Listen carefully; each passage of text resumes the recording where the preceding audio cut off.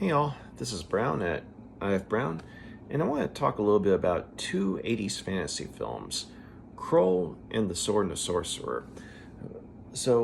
Both movies are ones that I enjoy, and I recognize that both of them in different ways are kind of cheesy, but I honestly think that they're also very enjoyable and legitimately cool at the same time.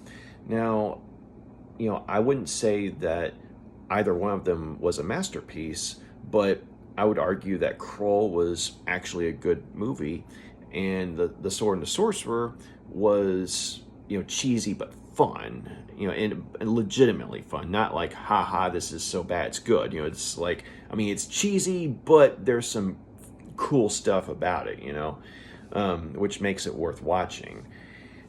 So over time, I've come back to both movies more than once, and inevitably I kind of start to compare them, and I mean they're both very different films, but I think that you know there are aspects of, say, Krull that are better than The Sword and the Sorcerer, and vice versa. But I would argue that Krull is overall the better movie, um, and it has, say, better characters.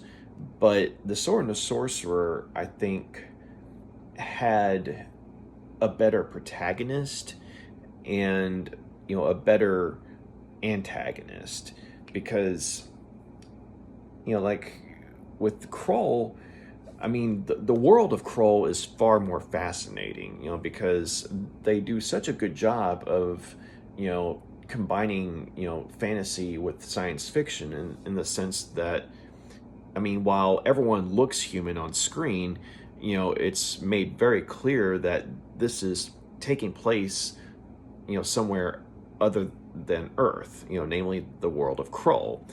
And, the beast and his army of slayers, they come to Krull in the Black Fortress, which is, for all intents and purposes, a huge starship.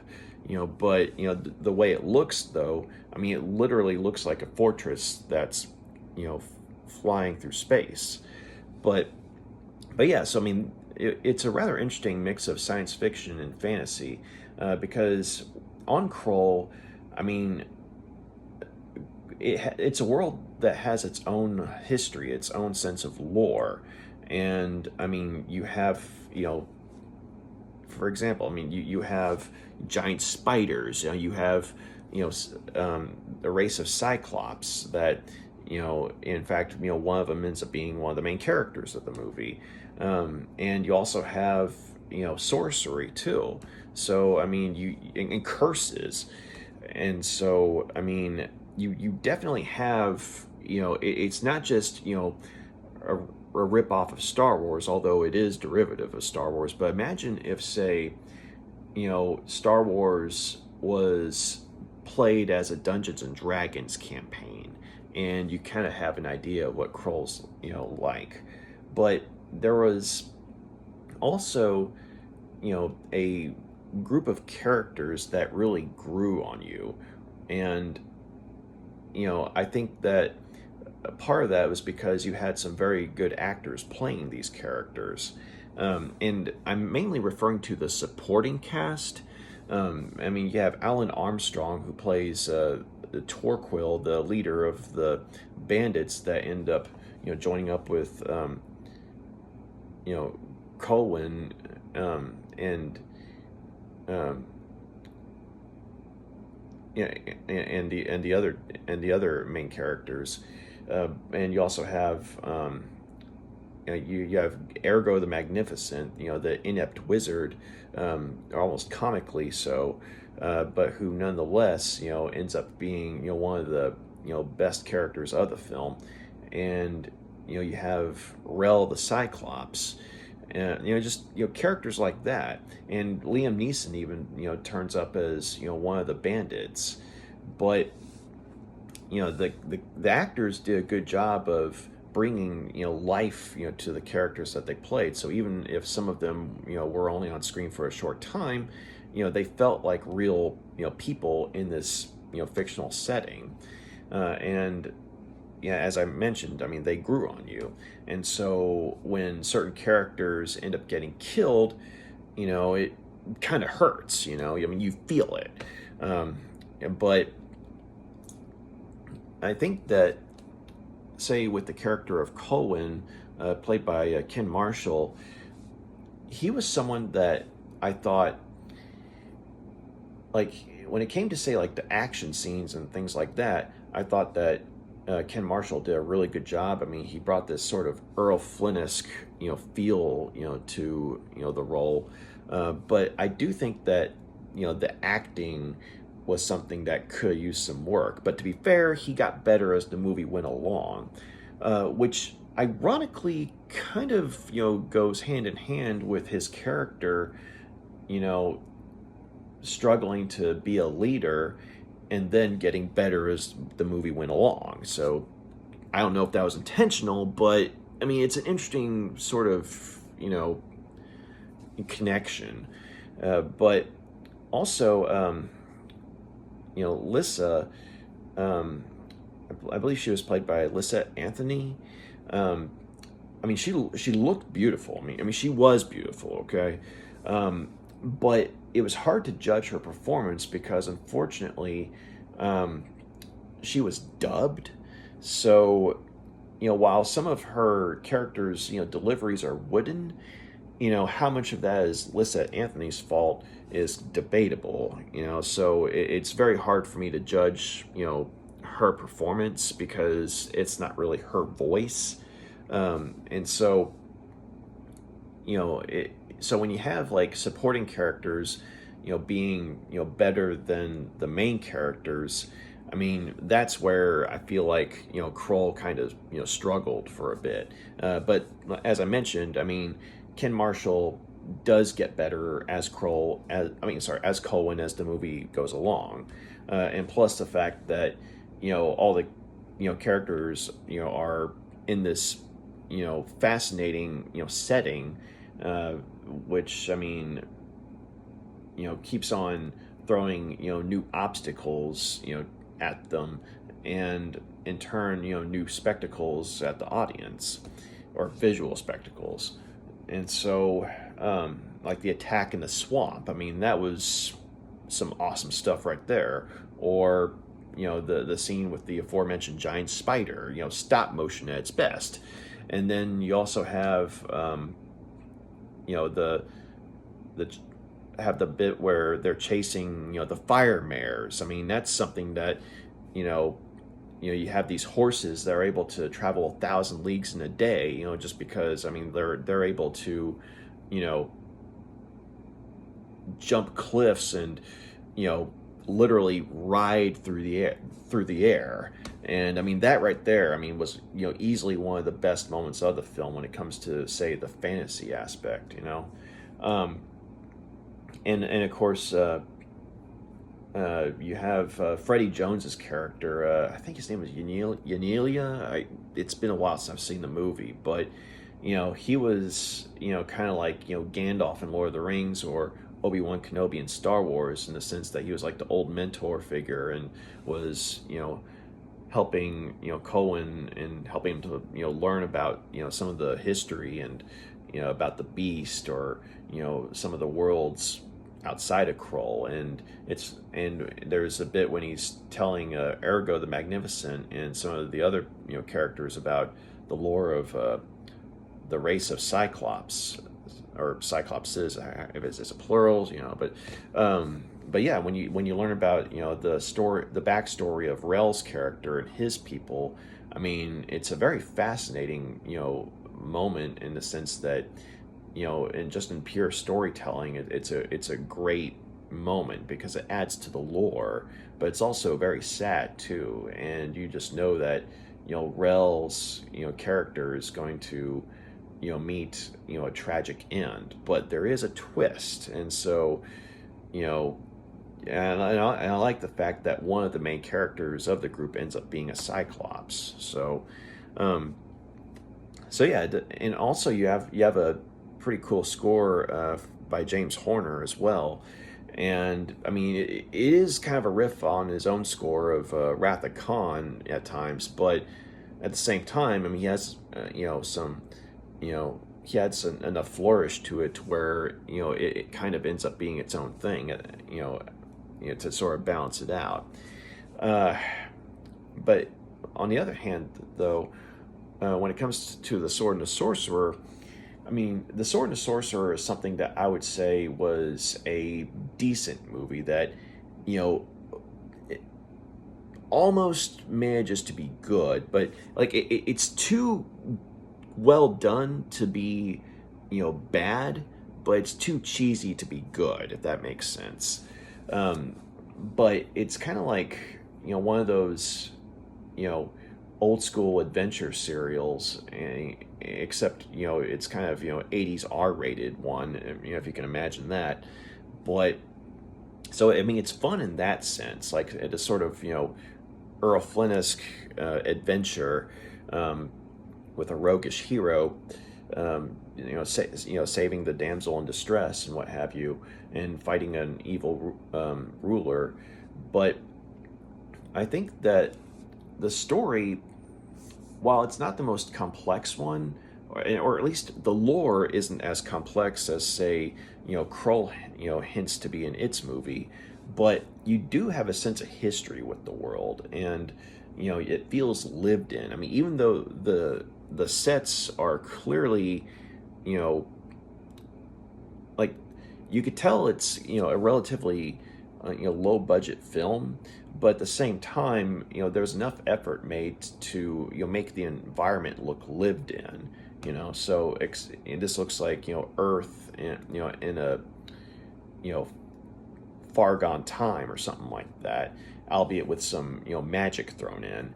But I think that the two things about the Sword and the Sorcerer that I thought were better than Krull were the protagonist and the antagonist. So the main hero of the film, or the main character of the film, is Talon, played by Lee Horsley. And whereas Ken Marshall sort of struggled as Cohen, but eventually found his footing, Lee Horsley just owned the role straight up, okay, and carried it all the way through to the end. And when I saw the film, I think that one of the reasons I was so impressed by Lee Horsley's performance was because, as much as I like the Arnold Schwarzenegger version of Conan the Barbarian, I mean, because Conan the Barbarian's an awesome movie too. I mean, you got John Milius directing, and all sorts of things going for that movie. Basil Palladori's awesome score, for one. But anyway, sorry. Arnold Schwarzenegger, though, I mean, as awesome as he is as Conan in that movie, Lee Horsley as Talon felt more like Conan to me, in the sense that, I had read some stories, of Conan, like some collections of short stories and a few novels even, and some Savage Sword of Conan black and white comics that my dad had. And when I was watching The Sword and the Sorcerer, and I saw Lee Horsley, as Talon, I'm like, that's Conan the Barbarian right there. That's the Conan I know. Okay, I mean, because you have the Arnold Schwarzenegger Conan, but then you also have this character who is not Conan, but feels more like Conan than Conan does in his own movie. Go figure, right? But basically, you have this character who has a roguish charm to him, and is very witty with his dialogue too. But he also has an intensity to him in the scenes that call for it. And because Talon's backstory has a certain amount of tragedy to it as well, what with his family being murdered.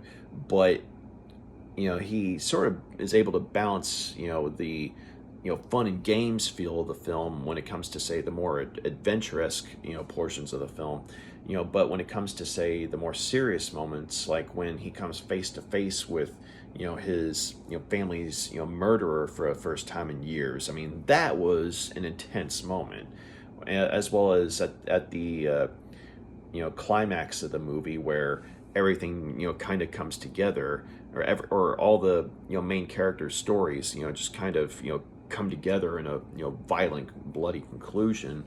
I mean, Lee Horsley, definitely brought the serious intensity to the part there as well. So, I mean, I definitely thought that he was the more compelling hero, or I guess in his character's case, anti-hero, since he's a thief and a barbarian, or I guess you could say he's a thief and an adventurer with some barbarian tendencies, but he does have a code of honor though, and so I definitely think that he was the more compelling, protagonist in comparison to, say, Cohen from Krull, but also the main villain of the film, Cromwell, as played by the late Richard Lynch. I mean, Richard Lynch is one of those actors who, was the heavy in a lot of movies in the 70s and 80s, but whether the movies were, good or not, he always brought his A game to the table, and in my opinion, doesn't get enough credit as a bad guy actor. And he was also even in this really cool two-part Star Trek Next Generation storyline called Gambit. Really good alien makeup job on his character. But if you get a chance, if you're able to like look up episodes of Star Trek Next Generation, look up Gambit. That's a good two-parter, and Richard Lynch was really good as the main villain in there. But yeah, I mean, he was a really good bad guy actor who could kill it even with his role, even if the movie was bad. I mean, case in point, you got that movie, the Chuck Norris movie, Invasion USA. I mean, not that good of a movie to say the least, but he was good in it though. Just to give you an example. But in the Sword and the Sorcerer, though, that was something that I thought was a great performance from him. Because you watch his character in that movie, and then you see things like, say, Game of Thrones, and you see a character like Tywin Lannister, and some of the actions his character takes, like, but then you say you see the Sword and the Sorcerer, and you're looking at Cromwell's character and how Richard Lynch plays him, and I'm wondering, George R. Martin, he had to have seen that movie at some point, the Sword and the Sorcerer. I mean, that had to have had some influence on some of the elements of his Game of Thrones books, because I mean, the film, it tries to establish this setting wherein there's a lot of scheming and plotting and backstabbing, especially in high society of corrupt royalty, and Cromwell is basically the face of that. And the Red Wedding in Game of Thrones, I dare say, may have been inspired by a certain wedding in The Sword and the Sorcerer. So I mean, I'm not 100% sure if George R. R. Martin saw The Sword and the Sorcerer, but you watch the movie, and then either you read the books of Game of Thrones or you watch the show, and especially in regards to the character of Tywin Lannister, I mean, there's too much in common that he's got with Cromwell for George R. R. Martin to have not seen the show, or at the very least, maybe the people who did the show took some cues from the Sword and the Sorcerer, but yeah, I mean, Richard Lynch just killed it as Titus Cromwell, and he was definitely a bad guy. I mean, no mistake about it. But he was a rather complex one, and you saw him as a man who was of his time, and you got the idea that you know killing the royal family of the rival people that you're at war with was made something that was all too common in that particular setting, or at least that's the idea that you got from what you glimpsed of the lore of the film.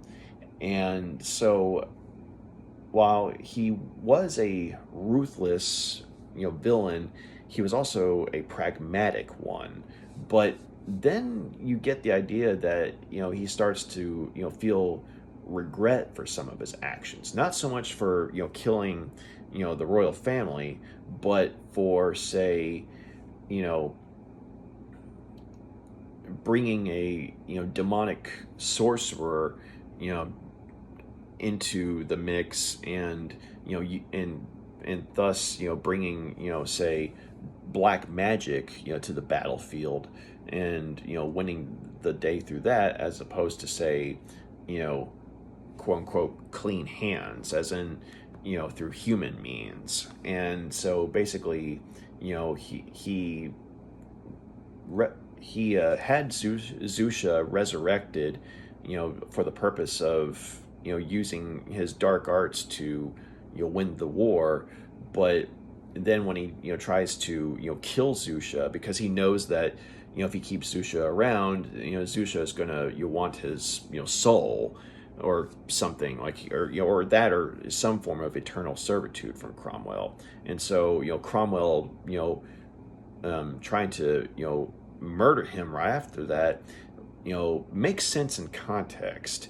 But then again, when it's made clear that Zusha may very well still be alive, we see Cromwell after years have gone by being haunted by that, because he's the one who resurrected Zusha, and he's the one that Zusha is going to be coming after, because they never found the body.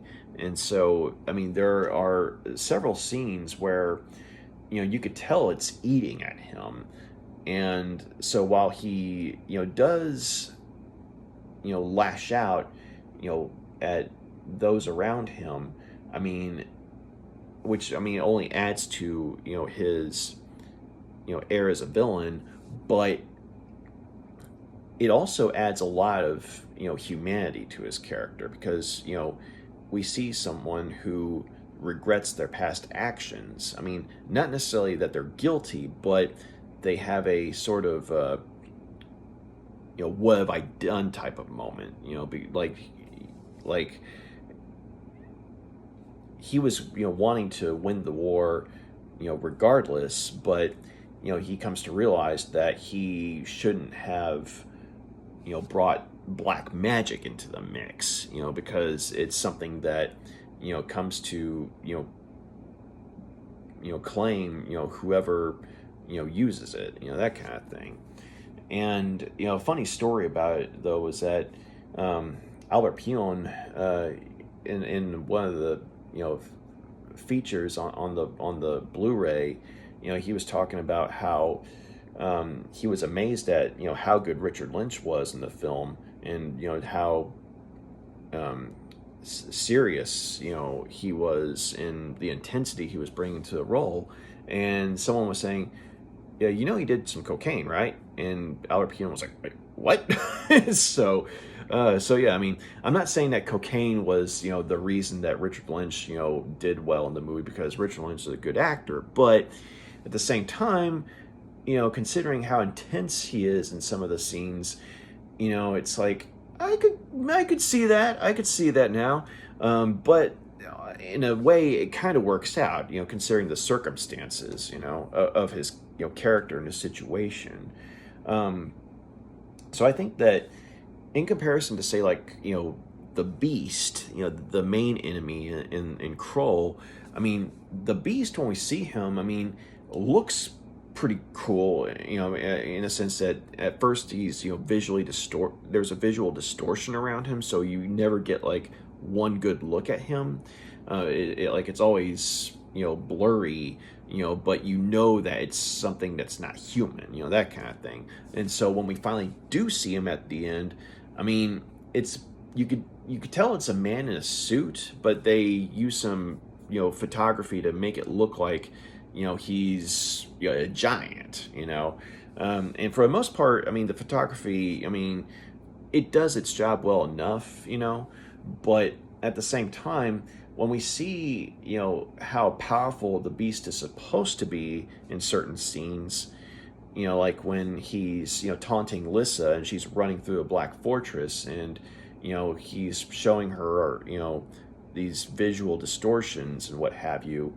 Um, and at one point he, you know, takes on the form of, you know, her beloved, you know, Cohen, except, you know, he's got red eyes, and that actually looked pretty spooky. I will say that that scene was actually pretty spooky, because I mean it's Cohen in, you know, form, but with red eyes, and so, so we see how powerful the Beast is and everything, in those scenes, but then at the climax of the film, I mean, I don't want to spoil it, you know, too much or nothing, but when, you know, Cohen and the Beast have their showdown, with, you know, Cohen using the glaive, which the glaive is a pretty badass weapon, you know, and there's a reason that, you know, people have come back to it over the years or given shout outs to it, like in Ready Player One or South Park even.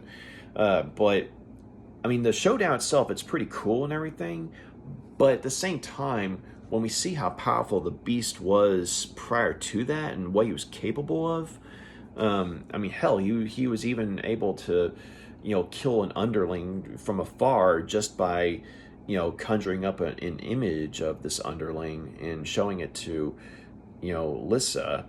And when this particular underling, you know, is a changeling, doesn't do what the Beast is wanting it to do, you know, he does this thing where he sort of just, and mind you, he still looks like Cohen, right? But he just sort of does this with his hand, and the last thing you see in this, you know, image of the underling, that he has this. Okay, I'll say it's a changeling. Okay, but the last image you see of it of this person, they're suddenly screaming in fear and pain, and the image just sort of just like goes like that, and kind of following, you know, the Beast's, you know, or Cohen's hand, right? Except, you know, the Beast as in Cohen's form, you know. Um, so I mean, so you have moments like that. They're like, damn, that was pretty spooky, you know. But then when you get to the climax of the film, it's kind of like, to me, it felt like it was resolved a little too easily. Like, I mean, there was definitely risk to Cohen and what have you. I mean, this is like a giant beast, and, you know, spitting fireballs at him and what have you. But and Cohen, yeah, he has the glaive and everything, but I mean, Cohen is still kind of, you know, outclassed by this, you know, giant beast creature, you know. So there's still some risk there and everything, but at the same time, Cohen does take the Beast out a little too easily, you know. So you do get some glimpses of the Beast's personality, you know, especially when it's, you know, pursuing Lissa and trying to, you know, bring her to its side or seduce her, you know. But we get more, you know, of an exploration of the character of Cromwell, which to me, you know, makes Cromwell the better villain, and also in in not only the climax of the film, but in the scene where Cromwell and Talon fight each other for the first time. In both instances, you know, we see that, you know, Cromwell is clearly a skilled fighter when it comes to swordplay, as well as, you know, dirty tricks, you know. And he gives Talon a run for his money. and so it's like the first fight kind of goes back and forth, and then the second fight is leaning heavily into Cromwell's favor, but then of course this being an 80s fantasy film, I mean Talon ends up winning, but it's not an easy fight though. So it's kind of like with the sort of the sort of Star Wars like you know feeling of Krull, kind of gave Cohen that sort of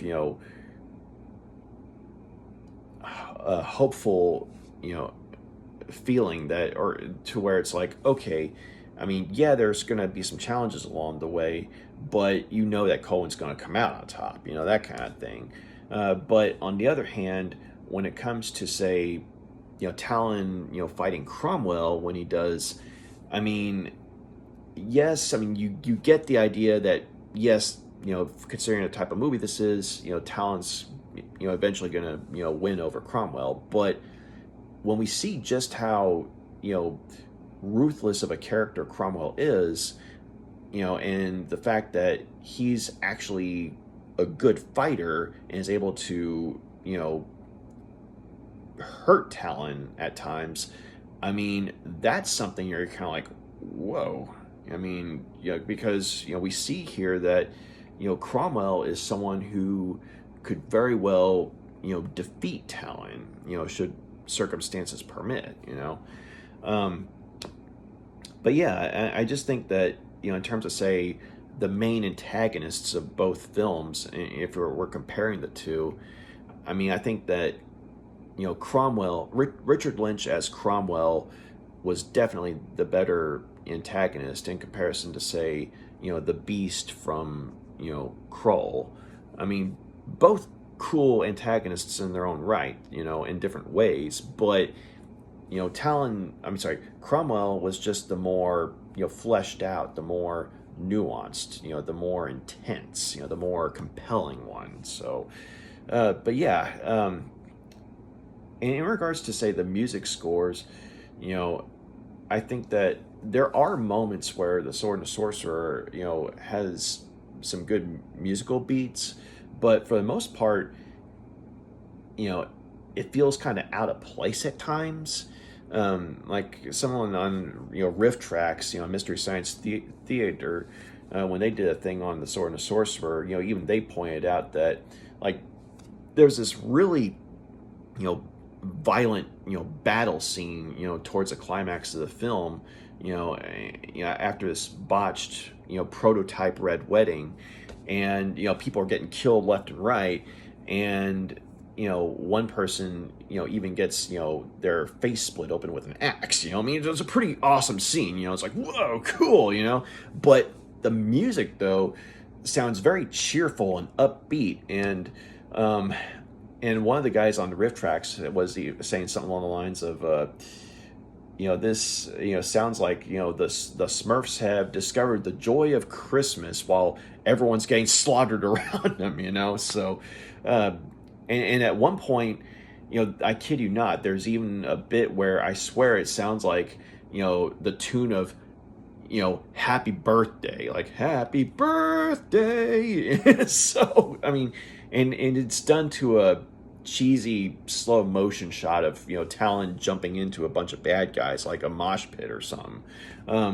So on the other hand though, the score for Krull, even though it's kind of derivative of James Horner's own score for Wrath of Khan, I mean, it's still a much better score, because you have this epic feel that at times is upbeat, like it captures the feel of going on an epic journey, but it also captures the danger of it all, when in the sense that in the battle scenes, I mean, yeah, you have the excitement of an Earl Flynn serial, but you also have the danger that comes with war. I mean, because people are dying, people are getting killed, and you hear the score and you feel it. I mean, you feel the intensity of the moment and everything. And I mean, especially, my God, the swamp scene. I mean that itself, it was to me, one of the highlights of the film. I mean, just in terms of suspense and action, and intensity, and but also James Horner's score just really kicks into play there, and also that's when we see Rel make his move and help the main characters out, and he becomes part of the crew. Uh, but yeah, good old Rel. But and that's I mean, as I mentioned earlier, the supporting characters of Krull, are not only are they more memorable than you know the lead characters of the movie, but I would argue that they're far more memorable than you know the supporting characters of the Sword and the Sorcerer, because I mean there are some recognizable faces in terms of actors, but at the same time, I can't really. I mean, I'd really have to think about it as far as, okay, who's so and so, who's so and so. I mean, because it's like there's some people that have some dialogue and what have you, and to be perfectly honest, the only supporting character I can remember the name of, at least as far as Talon's crew is concerned, is one Captain Morgan, and the only reason I remember that name is, well, Captain Morgan, so, uh, but but yeah, I don't remember the names of any of the other characters as far as Talon's crew, um, but I mean, it's just it's like Talon I remember, Cromwell I remember, I mean Lee Horsley and Richard Lynch both killed it in their respective parts, but yeah, but I don't really remember the names, of any of the other characters, with the exception of Captain Morgan. Whereas with Krull, I still to this day remember, Ergo the Magnificent, Rel the Cyclops, Torquil the leader of the bandits. I mean, some really good characters, and of course Eunelia, or, the old one, played by Freddie Jones. I mean, great actor, and great part for him too. Uh, and he had some of the best lines of the film as well. Uh, so, uh, but yeah, and the aforementioned bit where he's talking about the backstory of the race of Cyclops. So, um, but yeah, it's just both films I thought were cool in their own ways. But I think that, and they're both fun to be sure. I mean, especially if you like '80s films or '80s fantasy films. I mean, both are fun movies.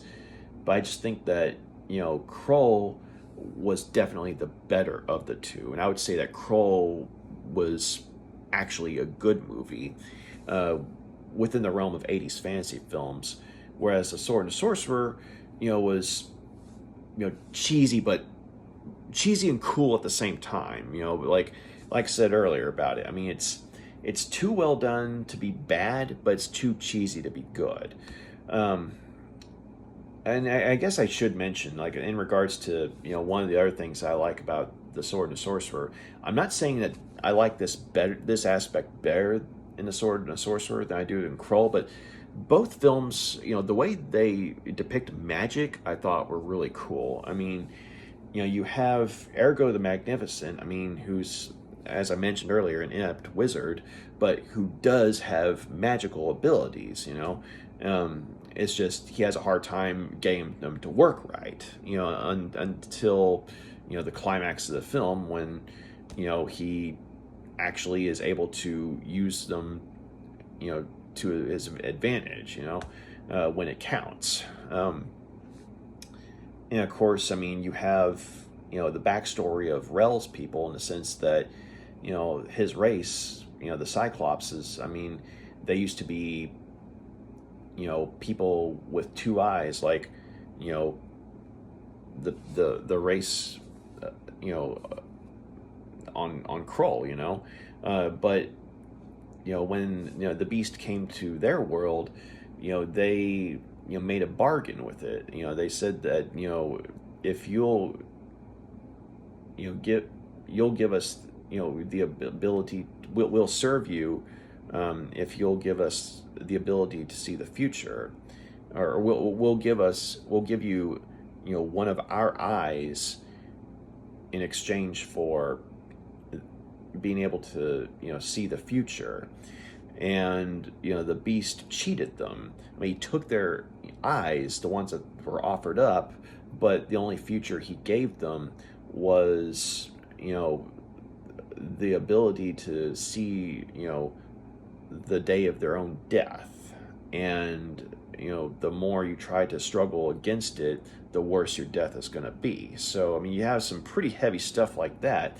And of course, I mean, you have the Emerald Seer, who clearly is a powerful character, but unfortunately against the beast, I mean, is kind of outclassed. But I mean, you clearly see though that the Emerald Seer is someone that is not a pushover in the sorcery department, and so just how powerful the beast is when the Emerald Seer's not able to help the group out in the way that they're hoping he would. But on the other hand, when it comes to the Sword and Sorcerer, I mean, it is kind of tricky to tell if Talon's three-bladed sword was supposed to be like just a gimmick device. Like, was it something that was a cleverly constructed sword, or is it something that actually has some magic on it or to it?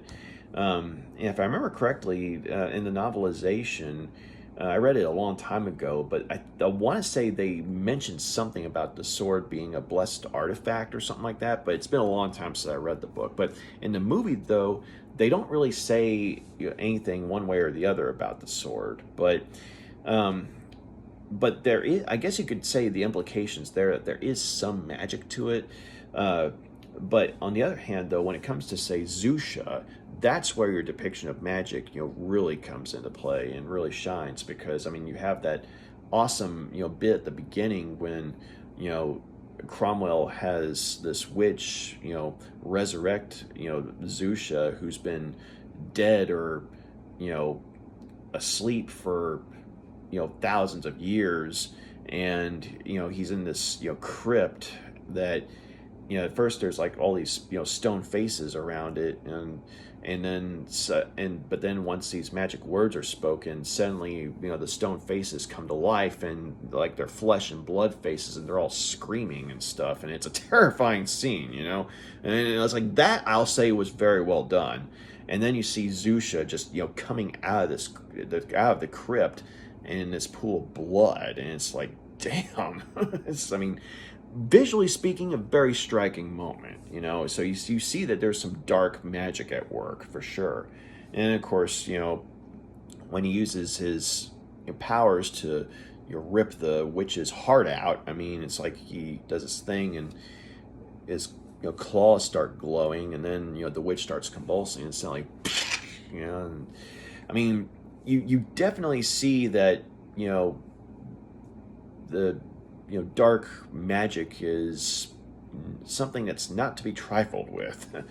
And then, at the climax of the film, I mean, when we see this character who it turns out has been Zusha in disguise this whole time, or after a certain point in the film, has been, Zusha in disguise, and we see some really cool old school makeup and prosthetic effects, in the sense that, like, we see this character, like his body starts contorting and distorting, like, and his flesh starts bulging and rippling, and then it starts stretching, and then next thing you know, his character starts ripping his own face off, and his own flesh off, and it's like, holy shit. I mean, we're looking at some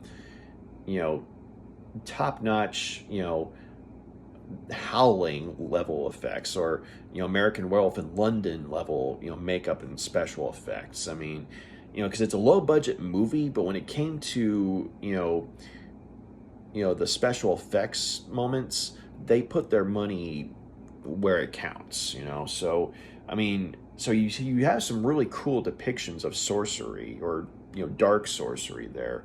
Um, and you also have the implication that you know the only reason Talon was able to stand against Zusha, you know, the way he was due to magic on some level, because of the three-bladed sword he's using. Because I mean, you have Cromwell, who's clearly a capable fighter, being tortured by Zusha with his sorcery, and very nearly has a repeat of the whole heart bursting out of the chest thing, except almost happens to him, but he doesn't have anything magical on him. Whereas Talon, when Talon stumbles upon the scene, and Zusha nearly does the same thing to him, Talon has the sword, and yes, I mean you got the three-bladed sword thing, and yeah, there might be, and that in itself probably offered a surprise to Zusha, but at the same time, the implication that there's some magic to it, and the fact that Talon's able to push through the sorcery that's holding him in place, and trying to get his heart to burst out. I mean, and we see Lee Horsley. I mean, does a really good job. I mean, he's really selling the fact that Talon's having to struggle, but he's holding the sword, and that's the thing that's allowing him to push through it. And so we get the idea that magic is something that isn't often used in this setting, but when it is, I mean, it's a very powerful thing. Whether you're a demonic sorcerer or you're an anti-hero with an enchanted weapon that's giving you a fighting chance. So that's an area where I think that I'm going to say that while it's more prominent in Krull than it is in the Sword and the Sorcerer, I think that the way sorcery is depicted, this way magic's depicted in both movies, I thought was pretty cool. So in that case, I think it kind of balances out. So overall, Krull was the better movie in my opinion.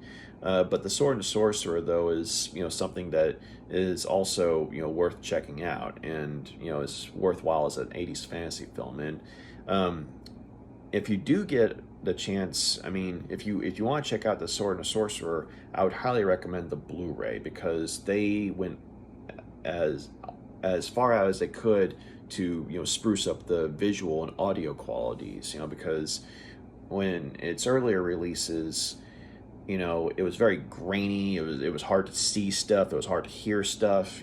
But with the Blu-ray, though, it's much more clearer. And so, whereas the DVD, with Krull, I mean, it's still a good version of the film. I mean, in the sense of audio and visual quality. I mean, I'm sure if you get it on Blu-ray, it's going to be a little better, because it's Blu-ray. But at the same time, the audio and visual qualities on the DVD of Krull were still pretty good. So, with Krull, DVD or Blu-ray, you're good either way. But with Sword and the Sorcerer, get the Blu-ray. So.